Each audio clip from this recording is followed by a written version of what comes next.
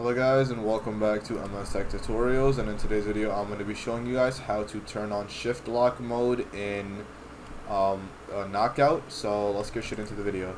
If you guys want to go ahead and find out how to turn on shift lock mode, make sure you watch the video up until the end. But basically all you want to do in order to turn on shift lock mode is you want to go over to settings and make sure shift lock switch is turned on. If the shift lock switch is turned on, then what you want to do is you want to go ahead and click on the left shift key on your keyboard, because once you click on that key, this circle icon will pop up, and then the shift lock icon will pop up basically.